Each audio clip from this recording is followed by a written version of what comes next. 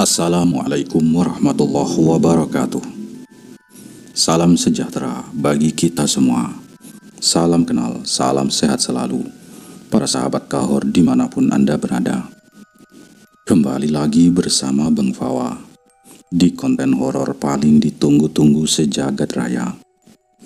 Siapkan nyali kalian, karena malam ini kita akan menyelami kisah misteri dari tanah Borneo. Langsung saja tanpa berlama-lama, mari kita simak ceritanya.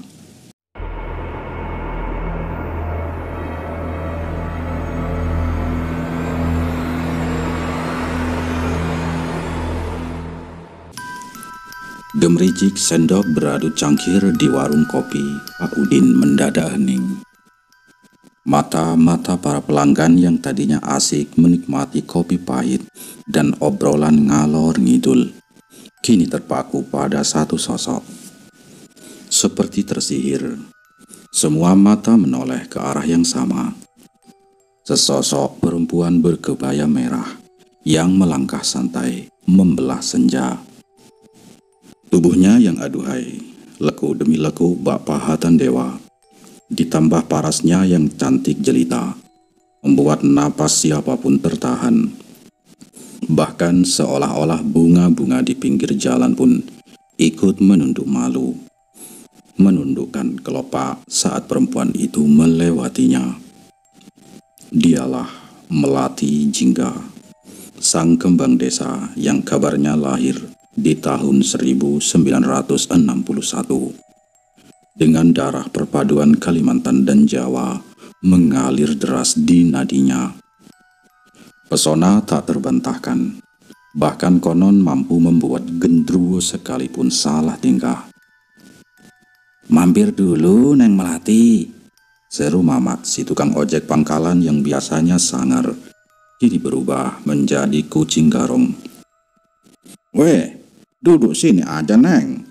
Kita ngopi-ngopi dulu lah, biar adem," timpal Koh Ajun, pemilik toko kelontong yang giginya sudah ompong, tapi matanya masih jeling menatap Melati.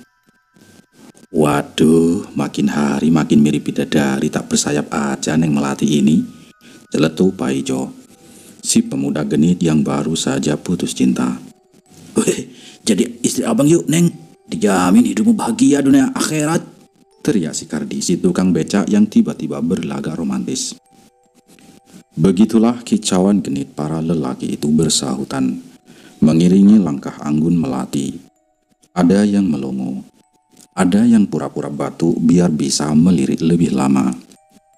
Bahkan ada yang sampai sikut-sikutan berebut pandangan terbaik. Melati hanya tersenyum tipis. Bibirnya yang merah merekah membentuk lengkungan manis. "Numpang lewat, mas-mas. Awas, jangan mikir yang macam-macam ya," ucapnya lembut. Suaranya seperti desiran angin senja yang membelai daun-daun. Sontak, tawa renyah pecah di antara para bujang lapu itu. Meski dalam hati mereka semua tahu, Melati Jingga adalah misteri yang belum terpecahkan. Si kembang desa berparas menawan itu ternyata bukan sekedar perempuan biasa yang bikin jantung para perjaka dan duda kampung berdebar. Ia punya profesi yang tak kalah memukau, yaitu menjadi perias pengantin. Bukan perias biasa, tentu saja. Jemarinya seolah memiliki sihir, mampu menyulap setiap wajah yang disentuhnya menjadi karya seni. Melati itu kayak punya magic deh. Dulu muka saya jerawatan kayak ladang jagung. Begitu dirias dia, langsung mulus, teling, kayak perselan, Mbak, celetuk si Lastri, salah satu mantan klien Melati yang kini langganan perawatan kulit di salonnya. Betapa tidak, setiap pengantin yang dirias Melati pasti terpancar aura kecantikan yang luar biasa. Persis seperti bidadari turun dari kayangan. Alhasil, jangan kaget kalau jadwal Melati selalu penuh, bahkan bisa sampai berbulan-bulan di muka. Reputasi hasil riasannya yang ciami itu sudah tersohor hingga keluar desa, bahkan sampai ke pelosok kabupaten. Para calon pengantin rela antri, rela bayar mahal demi sentuhan ajaib tangan Melati. Mbak Melati ini kapan nikahnya sih? Udah cocok banget jadi istri idaman. Masa riasin orang terus, diri sendiri malah sendirian. Goda Bu Tejo, tetangga Melati yang tiap pagi nangkring di depan rumahnya buat ngegosip. Meski usianya sudah menginjak 47 tahun, wajah Melati tetap cantik mempesona, bahkan tak menunjukkan tanda-tanda menua sedikit pun. Kulitnya kencang, matanya berbinar, seolah waktu tak mampu menyentuhnya. Namun, di balik pesona dan kesuksesannya, Melati Jingga masih memilih untuk menyusuri jalan hidupnya sendiri. Ia belum membuka hati untuk menjalin hubungan, seolah menikmati kesendiriannya yang misterius itu. Ah, Bu Tejo ini ada-ada saja. Enak begini, bebas. Jawab Melati santai, sambil mengoleskan foundation ke wajah kliennya, yang langsung membuat Bu Tejo mendengus sebal karena godaannya tak mempan. Pagi di bulan Juli merekah indah. Mentari bersinar cerah, seolah enggan menyembunyikan diri. Di halaman rumahnya, Melati Jingga sedang asik menyirami koleksi mawar kesayangannya. Aroma harum bunga merebak, membaur dengan kesegaran embun pagi. Ia bersenandung pelan, menikmati momen ketenangan yang jarang ia dapatkan di tengah kesibukan merias pengantin. Tiba-tiba, bayangan panjang jatuh di hadapannya. Melati mendongak, dan sontak senyumnya sedikit memudar. Di ambang pintu gerbang, berdiri seorang perempuan dengan rambut hitam panjang menjuntai hingga sebatas dengkul. Rambut itu berkilat diterpa sinar matahari, tampak begitu lebat dan terawat, seolah menyimpan rahasia ribuan tahun. Selamat pagi, sapa si tamu. Suaranya terdengar lembut, namun ada nada aneh yang terselip, seperti bisikan angin di antara dedaunan kering. Iya, selamat pagi, jawab Melati berusaha tersenyum ramah sambil meletakkan gayung airnya. Mari, masuk, silakan, kata Melati. Si tamu tersenyum tipis. Langkahnya anggun menaiki tangga rumah Melati. Ia memilih duduk di kursi teras. Dengan hati-hati memangkur rambut panjangnya agar tak menyentuh lantai. Gerakannya begitu luwes, seolah sudah terbiasa membawa beban rambut sepanjang itu. Ada aura dingin yang menguar darinya, membuat bulu kuduk Melati sedikit meremang, meski ia berusaha bersikap biasa. Untuk beberapa saat si tamu hanya diam. Matanya menelusuri keindahan bunga-bunga anggrek dan mawar yang menghiasi teras. Melati masuk ke dalam, dan tak lama kemudian ia kembali membawa 2 gelas teh manis hangat dan beberapa bungkus pais baluh atau kue labu yang masih mengepulkan asap. Aroma manis labu bercampur gula aren menyeruak, sedikit mengikis ketegangan yang tadi sempat tercipta. Silakan diminum tehnya, Dek, ujar Melati mencoba memecah keheningan. Si tamu mengambil 1 gelas teh, menyesapnya perlahan. Sebelumnya perkenalkan, nama saya Dewi Ratna dari Palangkaraya, katanya. Suaranya kini terdengar lebih jelas. Saya kemari setelah mendengar cerita dari teman-teman yang bilang kalau Mbak ini adalah perias pengantin yang sangat berbakat ya. Katanya siapapun yang dirias Mbak Melati pasti akan terlihat sangat sempurna dan cantik, kata Dewi Ratna. Mata Dewi Ratna menatap Melati lekat-lekat. Ada binar aneh di sana. Saya ingin Mbak merias anak saya yang akan menikah 1 minggu lagi. Saya tidak ingin dia terlihat biasa saja di hari istimewanya. Saya ingin dia terlihat sempurna, lebih sempurna dari siapapun di hari itu. Berapapun biayanya, katakan saja. Saya tidak mempermasalahkan uang, kata wanita itu. Melati berdehem, merasakan tatapan intens Dewi Ratna. Ia membalas tatapan itu, mencoba membaca maksud tersembunyi di balik senyum tipis tamunya. Saya setuju, tapi saya punya syarat yang wajib dipenuhi oleh mempelai, kata Melati. Nada suaranya tegas. Dan lagi, saya baru bisa datang 3 hari sebelum pernikahan, sedekat atau sejauh apapun jaraknya. Kalau adik setuju, saya bersedia. Dewi Ratna terdiam sejenak. 3 hari ya, gumamnya. Pandangannya beralih ke arah bunga anggrek yang tergantung di teras, seperti sedang menimbang-nimbang sesuatu yang berat. Baiklah, aku setuju, Mbak, ujarnya kemudian mengangguk yakin. Kurasa 3 hari sebelum hari H masih sempat. Ini uang mukanya. Dan 3 hari sebelum pernikahan nanti, anak buahku akan menjemputmu ya. Dewi Ratna meletakkan sebuah amplop putih tebal di atas meja, yang entah kenapa terasa dingin saat disentuh Melati. Setelah itu, Dewi Ratna berpamitan pulang. Langkahnya tetap anggun.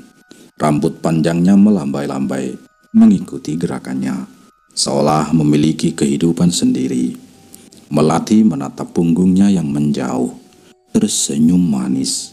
Namun di benaknya 1000 pertanyaan mulai berkelebatan.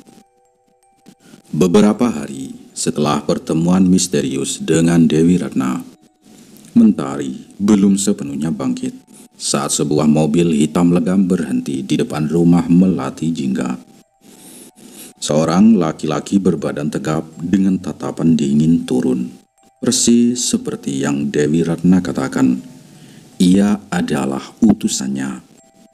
Melati sudah siap. 2 tas besar berisi gaun mewah dan perlengkapan riasnya yang terkenal itu sudah menunggu. Sebelum benar-benar melangkah pergi, Melati melakukan sebuah ritual kecil yang ganjil. Ia meludahi pintu rumahnya sebanyak 3 kali. Entah apa maksudnya. Hanya ia dan entitas tak kasat mata yang mungkin tahu. Mungkin semacam jimat penolak bala. Atau justru, lupakan dulu. Singkat cerita, Melati dan si utusan tiba di sebuah rumah megah.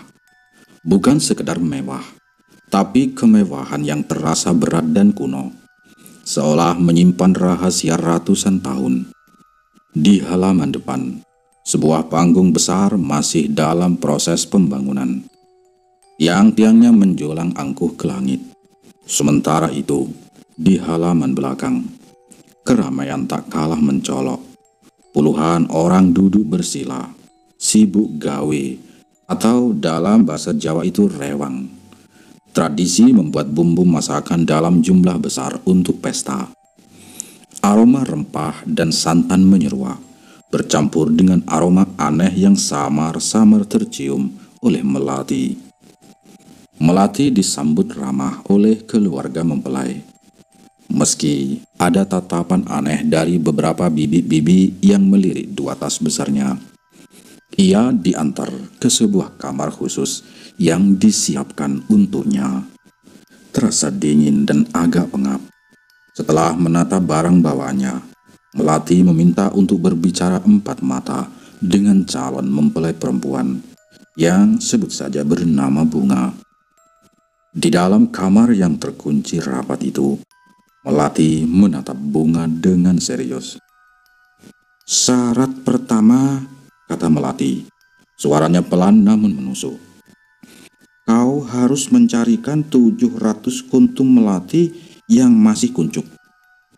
Bunga hendak bertanya, namun Melati menyela dengan cepat. "Tidak ada tanya jawab. Kau hanya boleh memenuhi syarat ini." Bunga menelan ludah. Wajahnya memucat. Setelah syarat pertama disampaikan, Melati melanjutkan. Syarat kedua, carikan aku 7 lembar daun sirih atau basampu urat yang uratnya bertemu. Dan yang ketiga, sepasang ayam hitam dan putih. Bunga hanya bisa mengangguk. Lidahnya keluh. Sehari sebelum pernikahan, Melati mengunci diri di dalam kamarnya. Dari luar terdengar samar-samar lantunan mantra-mantra kuno yang mengerikan, berpadu dengan kepulan asap dupa yang pekat, menembus celah-celah pintu dan jendela. Jantung para pelayan yang kebetulan lewat mendadak berdegup kencang. Keesokan paginya, saat akan mendandani pengantin, Melati datang dengan senyum tipis. Di tangannya ada gelas berisi cairan merah pekat. Minum ini, perintahnya pada Bunga. Bunga mengerutkan kening. Aroma amis langsung menyeruak. Ini apa ya, Mbak? Tanyanya ragu. Darah ayam, jawab Melati santai, seolah itu hal paling lumrah. Cepat minum, dan ini oleskan di dahi, tengkuk, dan bibirmu. Ia menunjuk botol kecil berisi cairan serupa. Walau awalnya ragu dan hampir muntah, mau tak mau, Bunga memejamkan mata, menahan napas dan menenggak darah itu. Rasanya menjijikkan, namun tatapan Melati jauh lebih menakutkan. Sepanjang proses riasan, Bunga terlihat sangat gelisah. Keringat dingin membanjiri pelipisnya. Ia tak mau menatap cermin yang memantulkan wajahnya sendiri, seolah takut akan pantulan Melati di belakangnya. Ada sesuatu yang janggal, namun semua orang terlalu sibuk dengan persiapan pesta. Saat Bunga keluar dari kamar, semua mata terpaku. Ia sungguh cantik luar biasa, seperti bukan manusia biasa. Pujian tak henti-hentinya mengalir. Weh, sungguh cantik sekali ya, seru para tamu. Terpukau. Pesta pernikahan berjalan lancar, meriah, dan penuh tawa. Namun, setelah acara usai, suasana berubah mencekam. Bunga tiba-tiba seperti kerasukan. Ia mengamuk, menangis histeris tanpa sebab yang jelas. Matanya melotot, tubuhnya melengkung-lengkung. Para tamu panik, mempelai pria pun ketakutan. Bukan apa-apa. Tidak akan terjadi hal buruk, tenang saja, ujar Melati dengan tenang, seolah sudah terbiasa. Kejadian seperti ini sering terjadi karena gangguan makhluk halus yang jatuh hati pada si mempelai. Tolong ambilkan aku air sirih dan gula, kata Melati. Tapi belum sempat air sirih dan gula datang, Bunga sudah tersadar. Ia terbaring lemah di atas kasurnya. Tubuhnya menggigil. Ada hantu, wajahnya buruk, aku takut, Mbak, bisik Bunga yang masih sesenggukan. Melati tersenyum misterius. Dia tidak akan mengganggumu. Wajar saja kalau makhluk-makhluk halus tertarik, karena kau sungguh sangat cantik sekali, kata Melati. Mempelai pria yang sedari tadi kebingungan mengerutkan alisnya. Maksudnya gimana ya? Tanyanya. Ada nada curiga dalam suaranya. Melati hanya tersenyum, lalu bangkit dari duduknya. Istirahatlah. Pasti hari ini kalian sangat capek sekali kan? Tanpa menunggu jawaban, Melati melangkah keluar, meninggalkan mempelai pria dengan tatapan aneh dan 1000 pertanyaan yang berkelebat di benaknya. Malam itu, Melati kembali mengunci diri di kamarnya. Ia mengeluarkan perapian kecil terbuat dari kuningan yang dibawa entah dari mana. Api di dalamnya menyala, dan dari bibir Melati, mantra-mantra kuno dan asing kembali terlantun. Asap mengepul, semakin pekat, dan seiring dengan itu, terdengar suara seorang laki-laki yang meracau tak jelas. Kemudian, sebuah sosok muncul dari dalam asap itu. Makhluk tubuh tinggi besar, warnanya merah menyala, semerah darah. Melati langsung bersujud di hadapan makhluk itu, tak berani menatapnya sedikit pun. Dengan pisau kecil, tanpa ragu, ia melukai telapak tangannya sendiri dan meneteskan darahnya ke dalam perapian yang masih berasap. "Kau terlambat," raung makhluk merah itu. Suaranya menggelegar dan memekakkan telinga. "Ampuni saya, hamba telah lalai," ucap Melati dengan suara gemetar. Dahinya menyentuh lantai. "Tapi hamba berjanji akan membawakan 2 tumbal sekaligus setelah ini," kata Melati. Makhluk itu menggeram. Suara menyeramkan yang membuat bulu kuduk berdiri tegak. Beberapa saat hening. Lalu makhluk merah itu menghilang secepat kilat. Bersamaan dengan itu, terdengar suara benda jatuh dari luar jendela kamar. Wah, membuat Melati tersentak. Melati cepat-cepat membuka pintu kamar. Tak ada siapa-siapa di luar. Hanya bercak darah yang perlahan-lahan mulai menghilang di lantai. Melati jingga menghela napas lega. Ia yakin tadi itu pasti ada orang lain yang mengintipnya. Untungnya makhluk sekutunya itu berhasil menyingkirkan pengintip tersebut.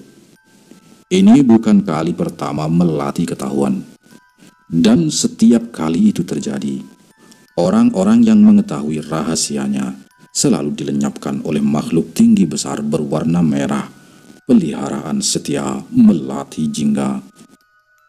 Pagi-pagi sekali, ayam jago bahkan belum berkokok sempurna. Melati jingga sudah bersiap untuk kembali ke rumahnya. Raut lelah sedikit tersamarkan oleh senyum tipisnya. Dewi Ratna, sang empunya rumah, menyambutnya dengan senyum puas. "Wah, kami sangat puas dengan pekerjaanmu, Mbak Melati. Anakku benar-benar bagaikan bidadari setelah kau rias. Ini uangnya. Sekali lagi kami ucapkan terima kasih," ujar Dewi Ratna sambil menyodorkan amplop tebal yang isinya pasti bikin mata silau.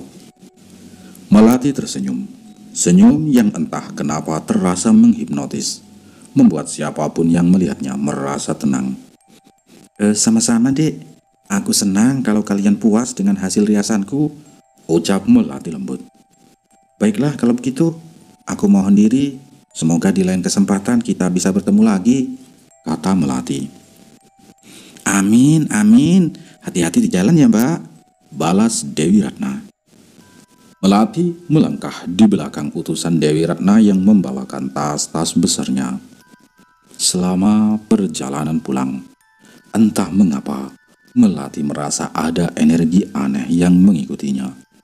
Rasanya seperti ada sepasang mata tak terlihat yang terus mengawasinya dari kejauhan. Setelah menempuh perjalanan yang cukup panjang, akhirnya Melati tiba di rumahnya. Rumah itu masih sama persis seperti saat ia tinggalkan. Bahkan anehnya, tak ada setitik debu pun menempel di lantai dari pintu rumahnya. Seolah ada yang membersihkan secara misterius. Pintu rumah tua itu terbuka perlahan, seolah menyambut kepulangannya. Setelah meletakkan barang bawahnya, Melati langsung mandi dan berhias. Ia memakai pakaian terbaiknya, sebuah kebaya berwarna hijau zamrud yang semakin menonjolkan kecantikannya. Lalu, ia duduk santai di teras rumahnya, menikmati semilir angin, seolah sedang menunggu seseorang yang akan datang. Tidak berapa lama kemudian, sebuah sepeda motor berhenti di depan rumahnya. 4 orang remaja turun dari motor itu. 2 diantaranya gadis muda belia, dan 2 lagi remaja laki-laki. Melati tersenyum ramah, senyum yang biasanya membuat siapapun merasa nyaman. dan menyuruh tamu-tamunya untuk masuk ke dalam rumah. Ia dengan sigap membuatkan minuman hangat dan menyuguhkan beberapa macam kue kering yang tersimpan rapi dalam toples. "Silakan dinikmati anak-anak," ujarnya. Salah satu gadis muda itu tersipu. Kenalkan Mbak Melati, ini temanku namanya Rinto, dan yang ini Atak Lier. Sebenarnya namanya Samsu Mbak, tapi sering dipanggil Atak Lier, katanya, menunjuk teman laki-laki di sampingnya yang berwajah sedikit cemberut. Mendengar nama panggilan itu, Melati tertawa renyah. Suara tawanya terdengar indah, seolah tak ada beban sama sekali. Maaf ya, nama panggilanmu benar-benar terdengar lucu sayang, ucap Melati sambil mengelus lengan Atak Lier. Remaja itu langsung salah tingkah. "Kalian sudah izin mau menginap di sini sayang?" tanya Melati sambil menatap keempat remaja itu bergantian. Ada sorot mata yang sulit diartikan. Saya tidak izin Mbak, rasanya izin pun percuma. Kami pasti tidak akan diizinkan, jawab salah satu dari mereka. Suaranya sedikit sedih. "Baguslah ya, maksudku ya tidak apa-apa." Melati meralat perkataannya dengan cepat, lalu tersenyum. "Toh kalian juga sering menginap di rumahku kan?" kata Melati. Malam itu mereka bersenang-senang di rumah Melati Jingga. Mereka memasak makanan sederhana di dapur, bermain kartu, dan benar-benar menikmati setiap detiknya. Memang, meski tak banyak yang tahu, rumah Melati sudah seperti markas rahasia bagi anak-anak broken home atau anak-anak yang kurang kasih sayang dari orang tua mereka. Melati akan dengan senang hati menerima anak-anak itu, membebaskan mereka sejenak dari belenggu lingkungan dan masalah hidup di luar. Namun, ada satu hal yang tak mereka ketahui, yaitu sesuatu yang sangat berbahaya selalu mengintai nyawa di setiap detik mereka berada di dalam rumah tersebut. Sebuah keberadaan yang tak terlihat namun nyata. Malam semakin larut. Tanpa terasa, keempat remaja itu akhirnya tertidur pulas di ruang tamu, terlelap oleh kelelahan dan rasa nyaman semu. Menjelang pukul 3 dini hari, suasana berubah mencekam. Atak Lier terbangun, matanya melirik ke sekeliling ruangan yang gelap. Ia merasakan hawa dingin yang menusuk tulang, seolah ada yang berdiri di sampingnya. He, aku mau pulang, bisiknya pelan, mencoba membangunkan temannya yang lain. Suaranya bergetar, menahan ketakutan yang tak jelas asalnya. Masih subuh, besok pagi sekalian saja pulangnya bareng-bareng, gumam temannya setengah sadar, lalu kembali terlelap. Atak Lier tidak tahu bahwa dia baru saja menolak kesempatan terakhirnya untuk melarikan diri dari cengkraman tak terlihat di rumah itu. Sekitar pukul 8 pagi, mentari sudah tegak di ubun-ubun, menerangi seisi rumah Melati Jingga. 3 remaja yang menginap, Rinto dan 2 gadis belia, menggeliat bangun dari lelapnya. Namun, ada yang ganjil.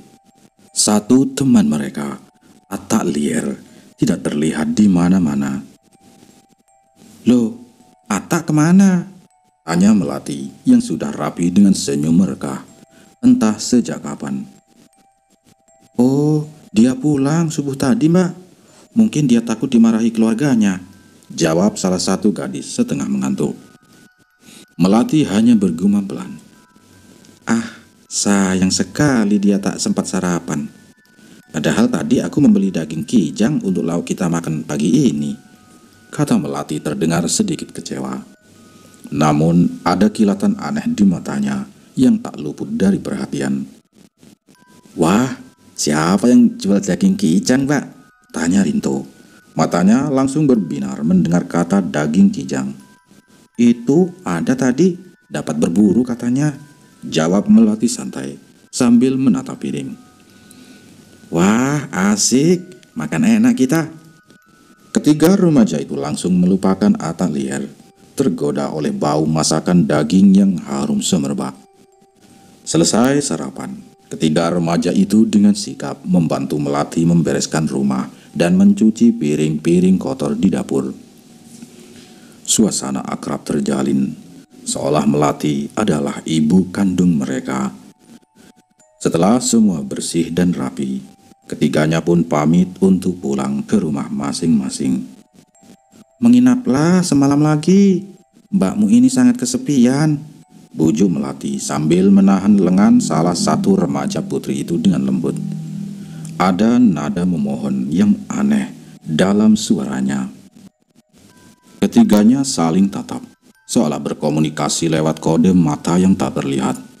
Beberapa detik kemudian mereka menghela napas. Ya sudah deh mbak, kami nginap lagi aja.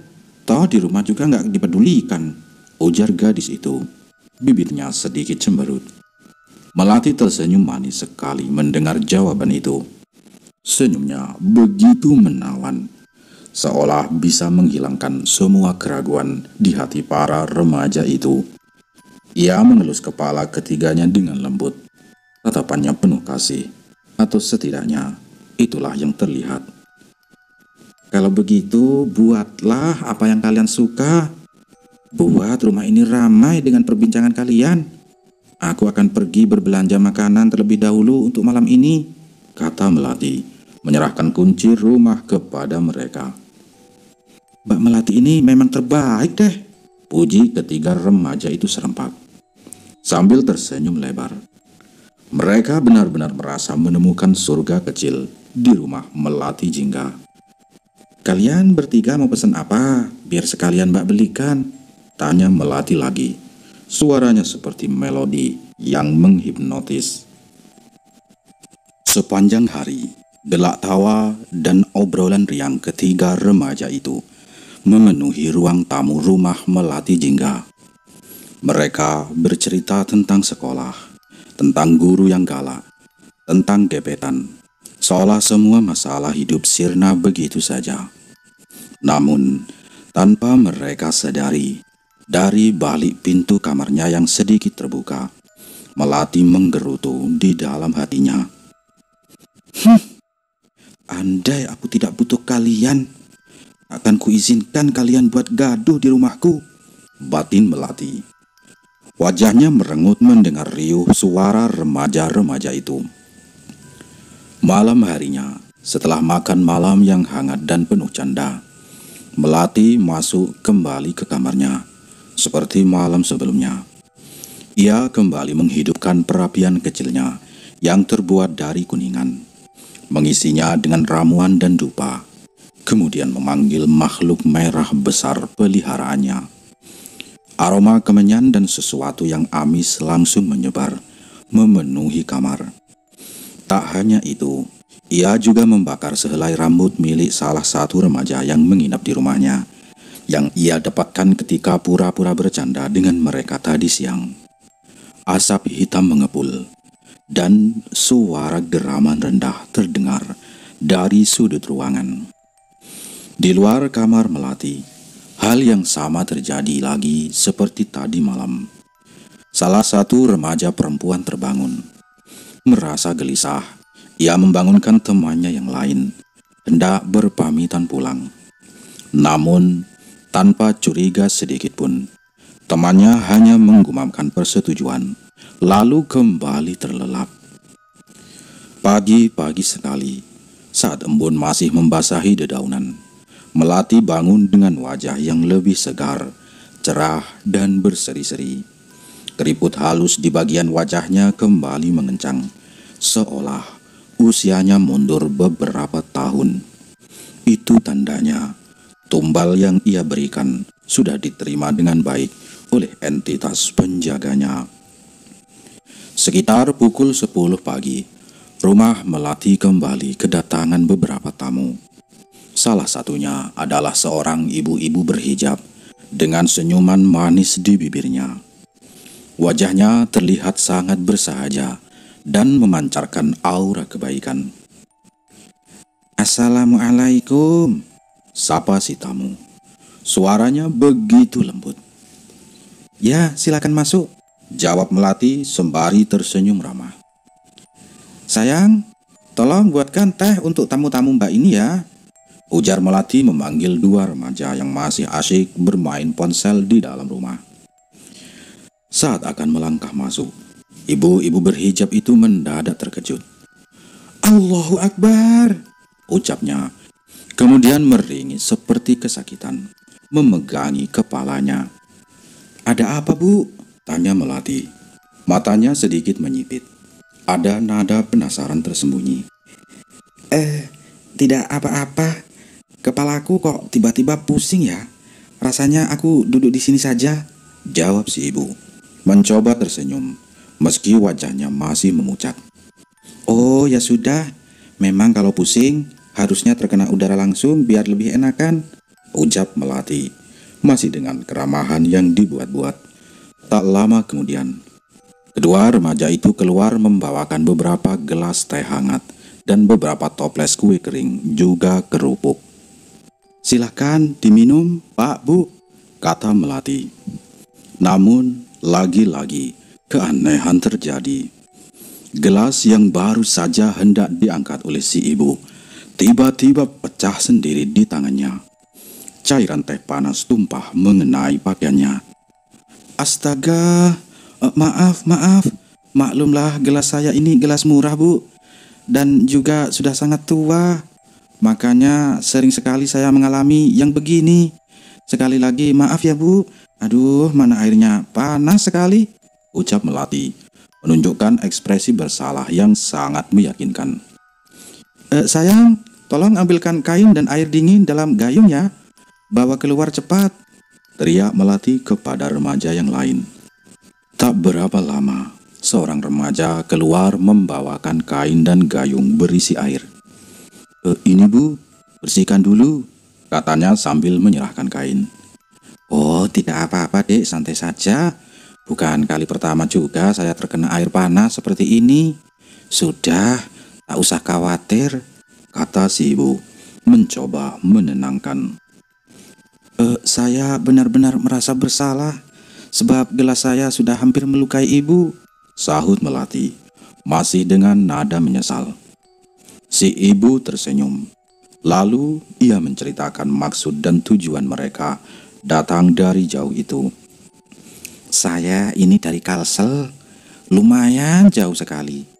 Berhari-hari berada di atas kapal hanya untuk menemui perias pengantin terbaik seperti adik ini," kata seorang ibu yang bernama Saukiyah.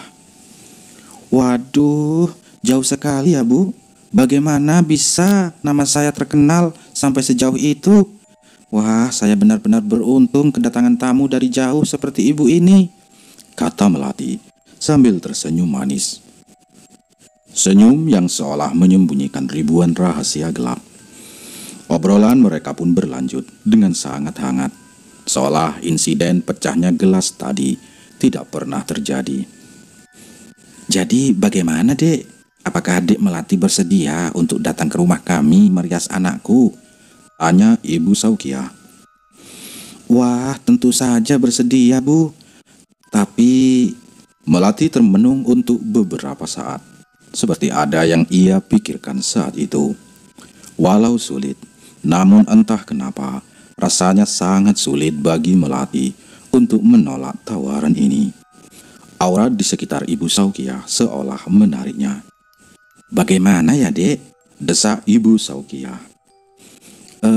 Baiklah, saya akan datang Bu," jawab Melati akhirnya.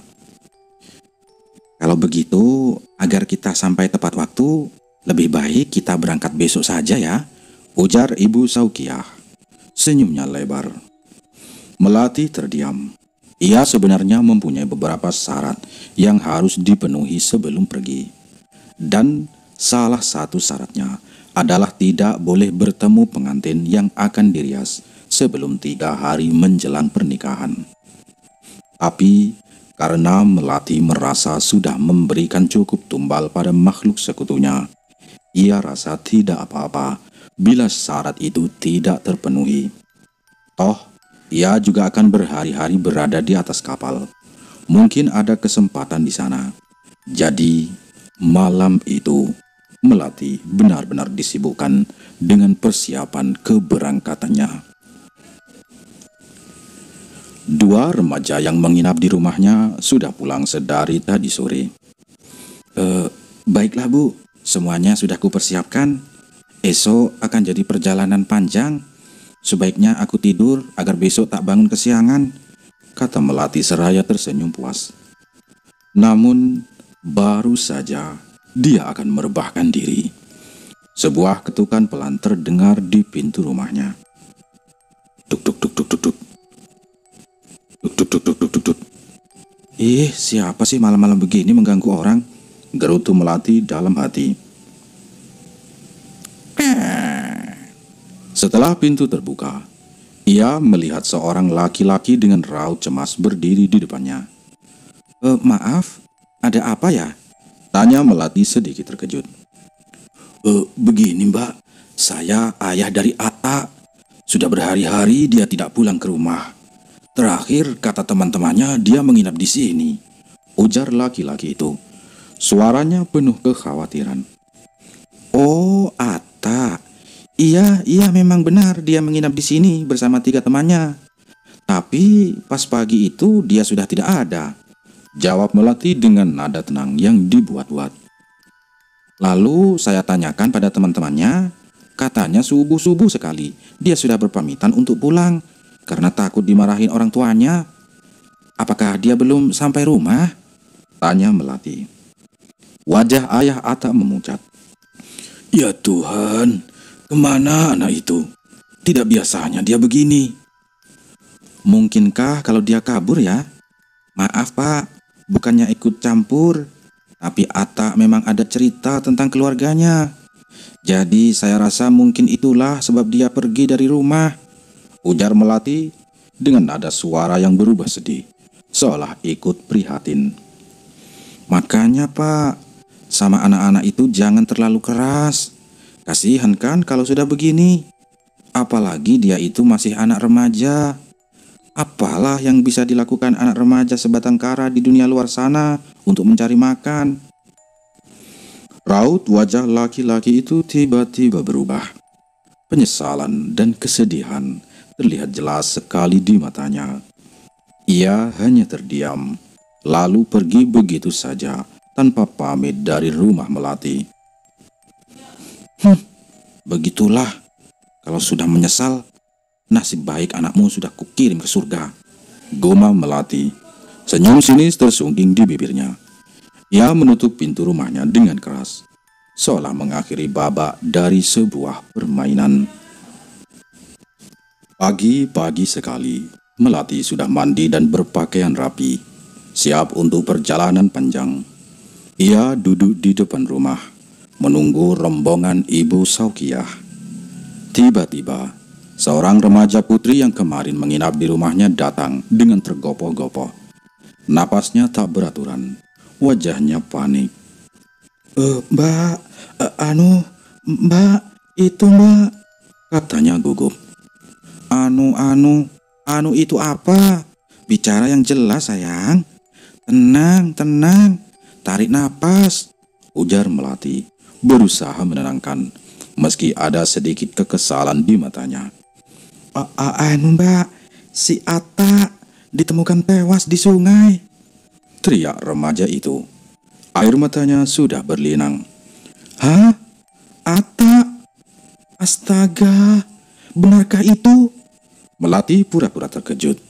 Matanya membelalak, namun tidak ada air mata yang jatuh. Iya Mbak, rupanya malam itu dia tak pulang ke rumahnya. Tapi... Melati memeluk remaja tersebut sambil mengelus-elus rambutnya. Ia pandai sekali berakting. Ia juga ikut menangis sesenggukan sambil memeluk erat anak remaja itu. Di balik pelukan itu, seringai tipis terukir di bibir Melati. Tak lama kemudian, rombongan Ibu Saukiyah datang. Assalamualaikum, sapa mereka. Melati menoleh sesaat, lalu melepaskan pelukannya pada gadis remaja itu. Cepat-cepat Melati menghapus air matanya, seolah baru saja mendapat kabar duka yang mendalam. Ada apa ini ya?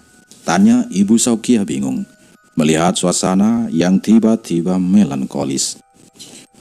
Maaf Bu, anak kemarin sore yang menginap di sini ditemukan meninggal di sungai.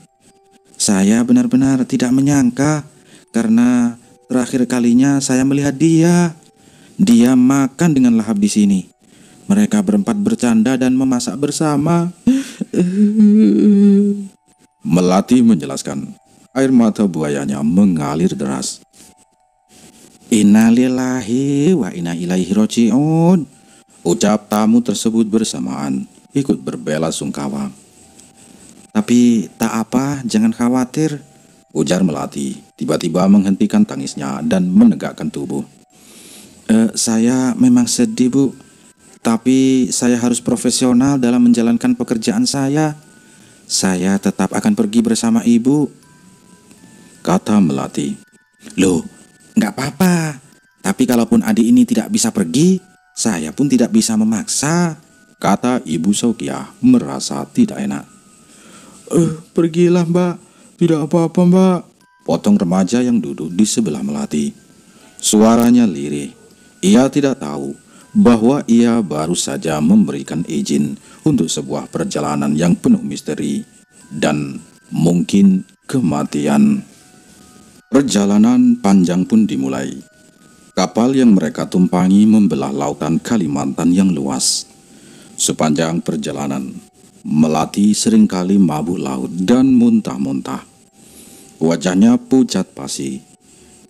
Ibu Saukiah dan rombongan menatapnya dengan pandangan aneh, seolah tak percaya perias terbaik bisa selemah itu. Singkat cerita, setelah beberapa hari di atas kapal, akhirnya mereka pun sampai di pelabuhan. Dari sana, mereka dijemput menggunakan pelotok, perahu kayu khas Kalimantan yang melaju membelah sungai-sungai kecil. Kemudian dilanjutkan dengan sepeda motor menyusuri jalanan desa. Jalan menuju rumah Ibu Saukiah benar-benar padat penduduk. Meski jalanan belum beraspal, nampak bersih dan terawat. Surau dan masjid berdiri kokoh di sana-sini. Orang-orangnya rata-rata memakai jilbab dan kopiah, memancarkan aura religius yang kental. Senyum tak pernah lepas dari bibir mereka, menyapa ramah setiap orang baru yang lewat, termasuk Melati. Melati sebenarnya tak nyaman berada di sekeliling orang-orang seperti ini. Aura spiritual yang kuat seolah menekan sesuatu di dalam dirinya. Ia sibuk dengan pikirannya sendiri, merencanakan tumbal selanjutnya, hingga tak sadar ketika sudah berada di halaman rumah besar tersebut. Orang-orang ramai menyambut kedatangannya dengan hangat. Namun, entah mengapa, Melati merasa ngeri sendiri ketika melihat mata-mata polos dan tulus itu. Ketika mereka mengucapkan salam padanya, Melati tergagap menjawabnya dan tak tahu apa yang terjadi. Setelah menjawab salam dari orang-orang itu, Melati merasakan sakit yang luar biasa di kepalanya. Seolah ada ribuan jarum menusuk otaknya, hingga membuat Melati terjatuh tak sadarkan diri, terkapar di tanah. Saat ia terbangun, Melati sudah berada di dalam kamar yang dipenuhi kaligrafi bertuliskan lafaz Allah, Nabi Muhammad, Asmaul Husna, dan ayat-ayat suci Al-Quran lainnya. Napasnya turun naik. Entah rasa seperti apa yang ia rasakan kala itu. Melati merasa tubuhnya seperti terbakar, disengat ribuan lebah spiritual berada di dalam kamar tersebut. Hingga tanpa sadar, ia menjerit sekeras-kerasnya.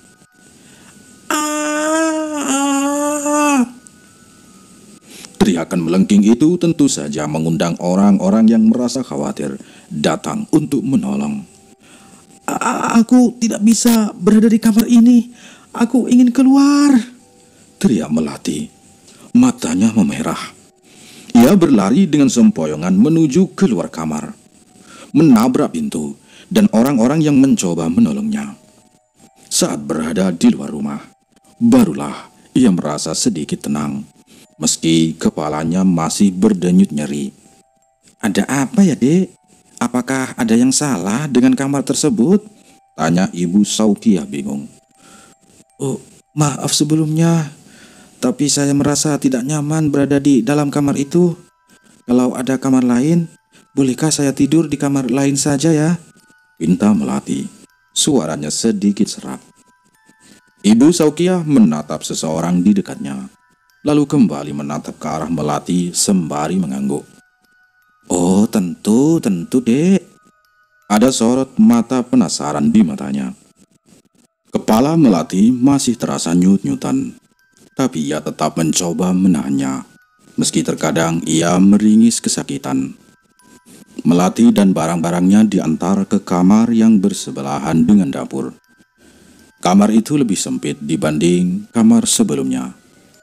Namun, yang membuat Melati kembali merinding adalah di dinding-dinding kamar tersebut masih tertulis zikir dan doa-doa sebelum tidur atau amalan sebelum tidur.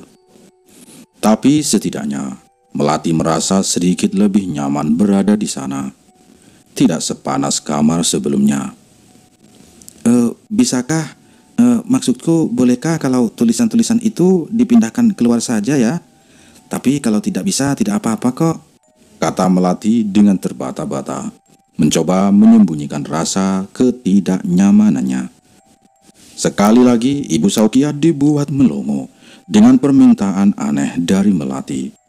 Ia menatap salah satu remaja laki-laki yang baru saja berada di situ. Tolong lepaskan tulisan-tulisan itu ya, ujar Ibu Saukiah kepada remaja itu.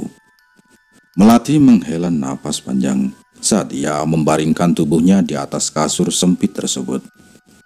Belum sehari ia berada di sana, rasanya sudah seperti sangat lama. Ia tak bisa menikmati dan beramah tamah pada orang-orang di rumah itu. Aura spiritual yang kental di desa ini dan di rumah ini membuat energinya terkuras habis. Malam sebelum akad nikah, Melati mulai mendandani calon mempelai wanita yang bernama Nurul. Segala syarat-syarat yang harus dipenuhi pengantin memanglah sudah terpenuhi oleh keluarga. Namun, saat Melati menyodorkan gelas berisi darah ayam sebagai syarat terakhir, Nurul malah menolak. Mohon maaf Bibi, di agama saya tidak diperbolehkan meminum darah seperti ini. Maaf sekali ya, saya tidak bisa memenuhi syarat yang Bibi berikan ini, tolak Nurul dengan tegas. Matanya menatap Melati tanpa gentar. Melati menatapnya lekat. Baru kali ini ada yang berani menolak syarat yang ia berikan. Ini bukan pilihan, kau harus memenuhi syarat ini, ujar Melati masih bersikeras memaksa. Saya tahu ini bukan pilihan, tapi saya tetap memilih tidak. Bibi bisa menyuruh atau memberikan syarat apapun, asal itu tidak menyimpang dari agama. Insya Allah saya akan penuhi, balas Nurul. Suaranya tetap tenang dan berwibawa. Melati tak bisa berkata-kata lagi, apalagi ketika Ibu Saukiah, sang ibu mempelai, masuk ke dalam kamar tersebut dan menatap tajam ke arah gelas di tangan Melati. Singkatnya, setelah selesai merias pengantin, Melati keluar dari dalam kamar, mengikuti sang pengantin yang sudah bersiap untuk akad. Orang-orang yang melihat acara tersebut nampak memandang aneh pada pengantin wanita, karena riasan wajahnya bisa dibilang mirip dengan badut. Lipstik yang dioles tak beraturan, dan bedak yang mengembang di pipi si pengantin. Itukah hasil perias yang katanya terbaik? Buruk sekali hasilnya. Jauh masih bagusan riasan Mama Ibin. Bisi orang-orang sambil menahan tawa.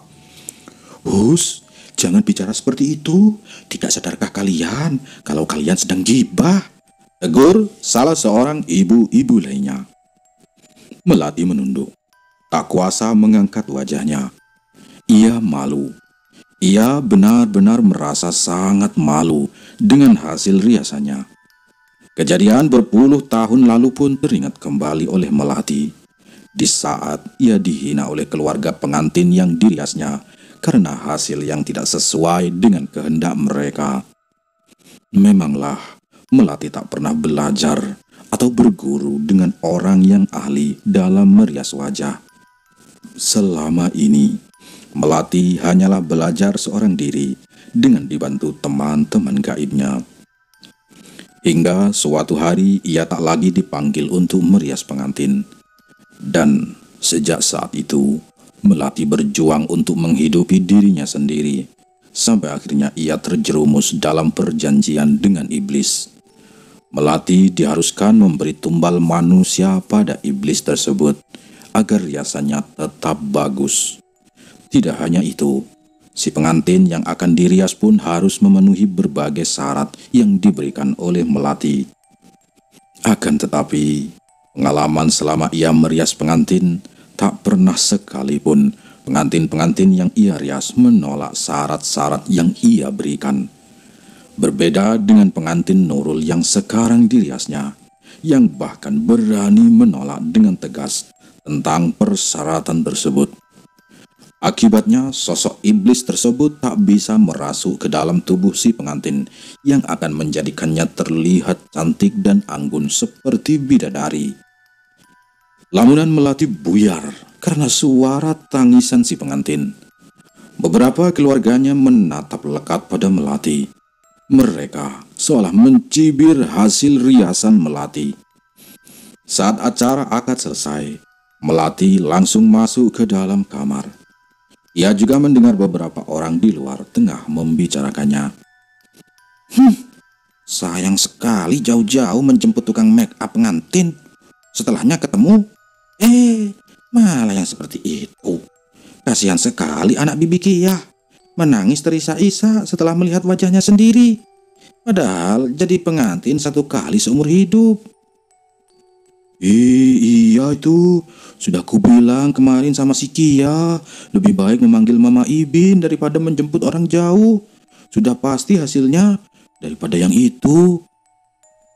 Melati yang mendengar perkataan-perkataan itu nampak kesal dan emosi. Giginya bergemeretak terdengar. Sialan, ini semua gara-gara perempuan itu, batin Melati. Matanya memancarkan kemerahan yang membara. Dengan rasa marah yang memuncak, Melati segera menghidupkan perapiannya. Ia menulis nama pengantin wanita tersebut di sebuah kertas, lalu kemudian membakarnya. Melati memanggil makhluk itu, memerintahkan untuk mencelakainya. Aku ingin kau membunuhnya, desis Melati. Push! Di pelaminan, Nurul, si mempelai wanita, sedang duduk bersama dengan suaminya. Tiba-tiba, ia memegangi perutnya. Kamu kenapa? Tanya mempelai laki-laki saat melihat istrinya seperti sedang menahan sakit di bagian perutnya. Dan tiba-tiba saja Nurul ini muntah. Baju pengantin yang dipakainya pun kotor seketika terkena muntahannya. Orang-orang yang berada di sana gaduh karena si pengantin wanita yang tiba-tiba sakit seperti itu. Sepertinya ini bukan sakit biasa, ujar seorang ibu-ibu yang berada di situ. Matanya menatap tajam ke arah Melati yang berdiri di pojokan. Astagfirullahaladzim, ucap orang-orang sembari menatap ke arah ibu-ibu tersebut. Haji Isar masih adakah di luar sana? Tanya bapak-bapak. Oh, sepertinya masih ada. Beliau ikut mengawal untuk acara besok, jawab seseorang yang lain. Ayo cepat panggilkan, kata bapak-bapak itu. Sementara si Inur memanggil Haji Isar, coba dulu didoakan pengantinnya, siapa tahu bisa sembuh, kata lelaki lain. Mendengar usulan seperti itu, Mempelai laki-laki tersebut pun langsung membacakan surah-surah seperti Fatihah dan lain-lain di telinga istrinya. Tidak lama kemudian, Haji Ishar diiringi beberapa orang bapak-bapak masuk ke dalam. Aura yang berbeda langsung terasa di ruangan itu. "Ambilkan air putih dalam gelas ya," ujar Haji Ishar dengan suara berwibawa. Karena di sekitar situ masih ada hidangan-hidangan makanan beserta air minumnya. Mereka langsung memberikan air yang ada pada Haji Ishar. Saat Haji Ishar membacakan doa-doa di air tersebut, tiba-tiba kejadian yang sangat aneh terjadi. Air di dalam gelas itu malah menggora atau kelutuk-kelutuk, seperti air yang sudah sangat panas saat diseduh. "Allahu Akbar!" Tah! Gelas tersebut pecah dan air putih yang berada di dalamnya tumpah. Haji Ishar tertegun, seolah tahu siapa yang berada di balik sakitnya si pengantin wanita. Tanpa berkata-kata, Haji Ishar langsung beranjak. Ia meninggalkan si pengantin dan orang-orang yang berada di sekitar pelaminan. Beliau berjalan tergesa-gesa menuju ke arah kamar Melati. Tok tok tok tok tok. Tok tok tok tok tok. "Aku tahu siapa kau sebenarnya dan apa yang sudah kau perbuat pada ponakanku. Cepat keluar, sudahi permainanmu. Atau kalau tidak, aku yang akan menghentikanmu," gertak Haji Ishar.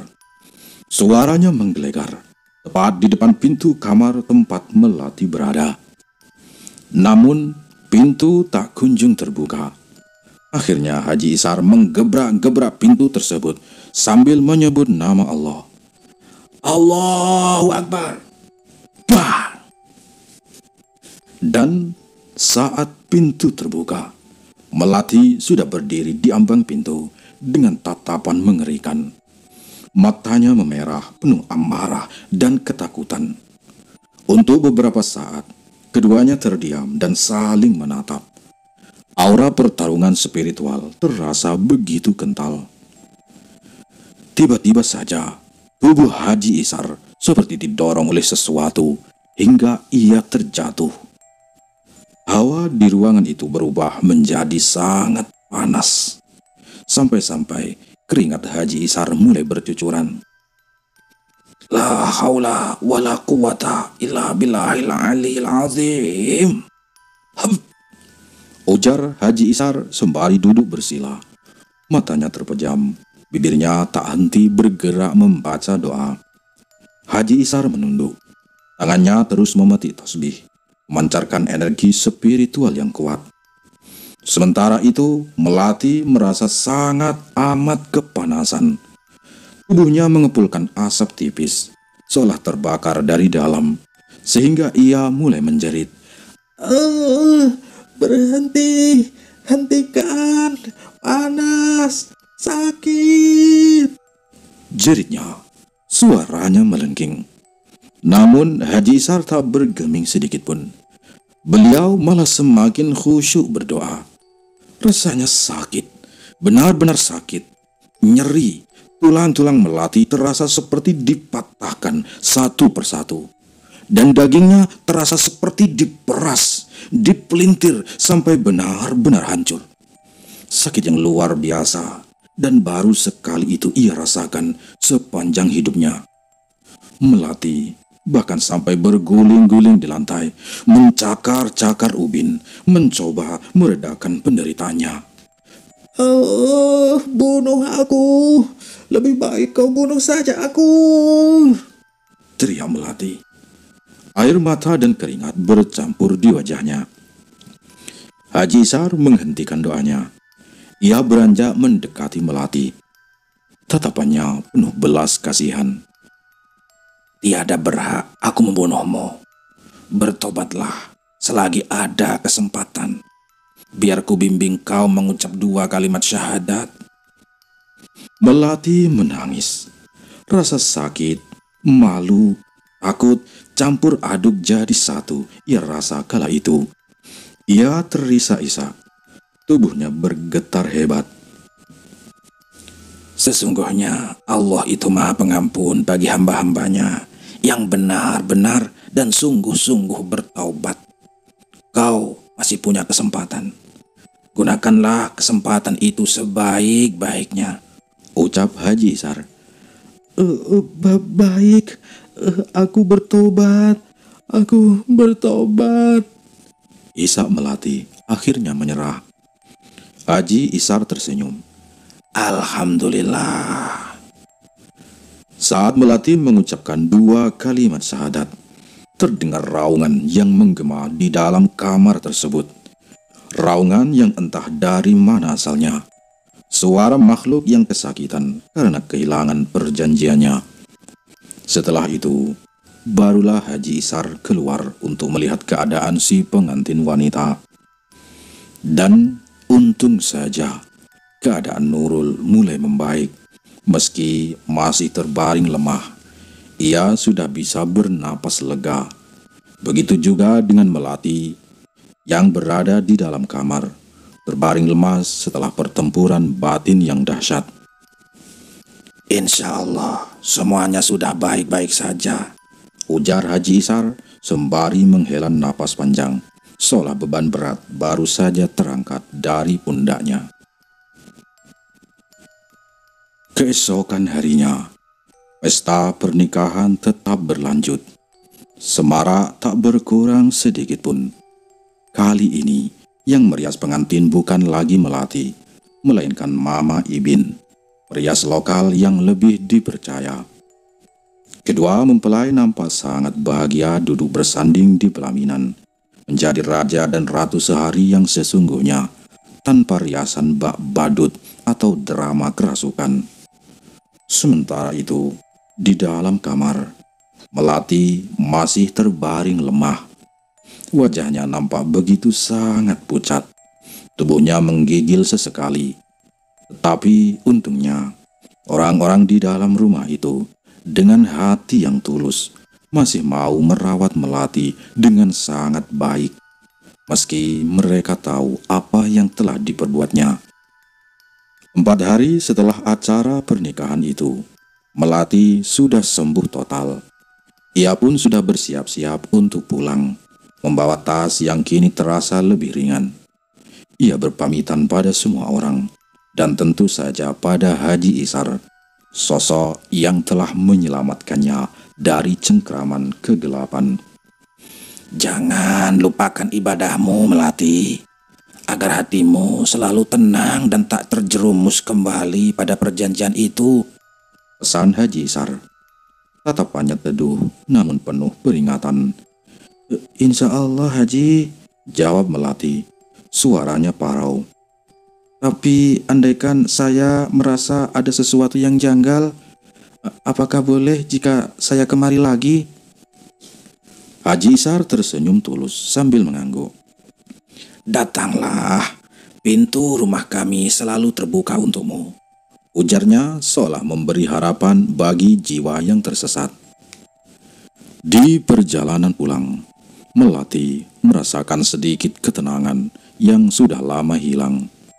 Namun, ia tahu ini belum menjadi akhir dari apa yang sudah terjadi. Iblis yang pernah ia layani takkan semudah itu melepaskannya. Singkat cerita, ketika ia sampai di rumahnya, sebuah bau busuk yang amat sangat menyengat langsung menyeruak dari segala penjuru. Bau busuk bangkai yang menusuk hidung membuat perut Melati mual. Debu dan berbagai macam pasir juga tanah berserakan di lantai, seolah badai kecil baru saja terjadi di dalam rumah. Jantungnya mulai berdegup tak karuan. Rasa takut tiba-tiba mendera hati dan perasaannya. Melati bergegas mengambil sapu dan langsung menyapu lantai itu sampai bersih, berusaha mengusir bau dan kekacauan yang tiba-tiba hadir. Malam itu, ia lalui dengan kegelisahan yang memuncak.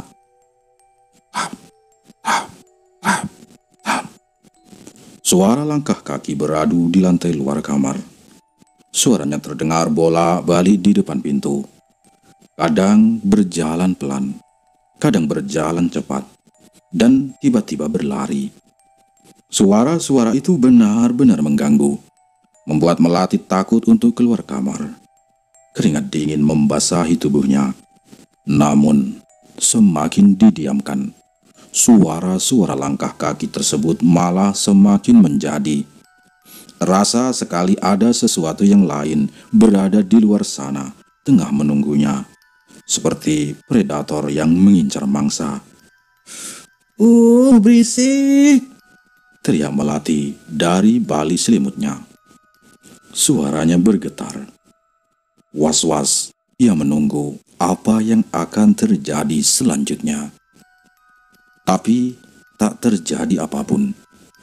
Suara-suara langkah kaki tadi menghilang begitu saja. Hening, benar-benar hening. Melati menghela napas lega. Namun ia tahu ini hanyalah ketenangan sesaat. Malam itu, ia tertidur tanpa sedikit pun keluar dari balik selimutnya, menggigil ketakutan. Rasanya memang percuma ia bersembunyi dari sesuatu yang tak tampak. Pagi harinya, lantai rumah Melati kembali penuh debu, pasir dan tanah. Juga ranting-ranting pohon yang entah bagaimana bisa masuk ke dalam rumahnya. Seolah ada badai di dalam sana. Air di dalam wadah tiba-tiba menjadi berbau busuk. Bahkan beras di rumahnya pun rusak berjamur. Semua ini adalah peringatan, sebuah teror tak kasat mata. Ia tahu janji itu tak akan pernah bisa ia batalkan. Iblis itu takkan pernah melepaskannya. Hari-hari berlalu, malam berganti siang, dan siang pun berganti malam. Namun, tak ada ketenangan sedikit pun di rumah itu.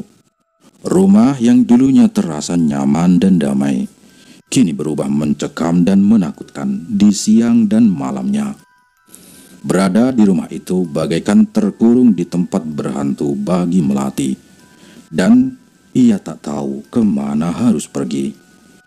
Suara-suara para tumbal yang dulu pernah ia berikan pada makhluk itu setiap malam selalu menghantuinya, mengganggu dan bahkan sudah mulai menampakkan diri. Bayangan Atak Lier dan para pengantin yang pernah ia jadikan tumbal menari-nari di depannya, menuntut balas. 2 minggu telah berlalu. Keadaan Melati benar-benar sudah jauh berbeda dengan yang dulu. Matanya sayu dan mulai menghitam karena tak bisa tidur dengan nyenyak. Wajahnya pucat pasi dan tubuhnya sangat kurus, tinggal tulang berbalut kulit. Tak ada lagi sisa-sisa kecantikannya yang dulu sangat dipuja-puja oleh kaum lelaki. Pesona itu telah memudar, digantikan oleh bayang-bayang ketakutan dan penyesalan. Melati menjual semua barang-barang berharganya, bahkan perhiasan kesayangannya. Ia berniat untuk pergi menemui Haji Isar lagi, meminta jalan keluar untuk masalah pelik yang ia alami saat itu. Berharap ada secercah cahaya di ujung kegelapan. Singkatnya, setelah semua barang-barang berharga yang ia punya terjual habis, hari itu juga Melati pergi ke pelabuhan, membawa beberapa baju seadanya di dalam tas usangnya. Meski tak ada kapal yang berangkat di hari itu, Melati rela tidur di pelabuhan, meringkuk ketakutan di antara tumpukan barang, untuk menunggu sampai kapal berangkat keesokan harinya. Tetapi meskipun ia sudah tak berada di rumahnya, bayang-bayang ketakutan masih ia rasakan. Cengkeraman iblis itu masih melekat erat padanya, menunggunya lengah, menunggunya kembali pada perjanjian lama. Perjalanan kembali ke tempat Haji Isar dimulai. Melati sengaja tidak menyewa ranjang di kamar.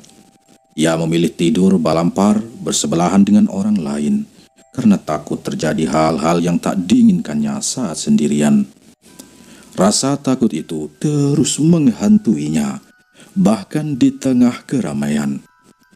Singkat cerita, setelah menempuh perjalanan yang panjang dan melelahkan, Melati akhirnya sampai di rumah Ibu Saukiyah. Ia disambut dengan ramah dan hangat oleh orang-orang di rumah itu. Senyum tulus terpancar di wajah mereka. Namun, baru saja ia melangkah selangkah ke dalam rumah, tubuh Melati tiba-tiba mendadak lunglai. Ia jatuh pingsan seketika tanpa bisa ditahan. Ketika terbangun, Melati sudah berada di dalam kamar yang sama. Kamar yang dipenuhi kaligrafi dan ayat-ayat suci Al-Quran. Rasa panas, sakit, dan perih kembali menyerang tubuhnya.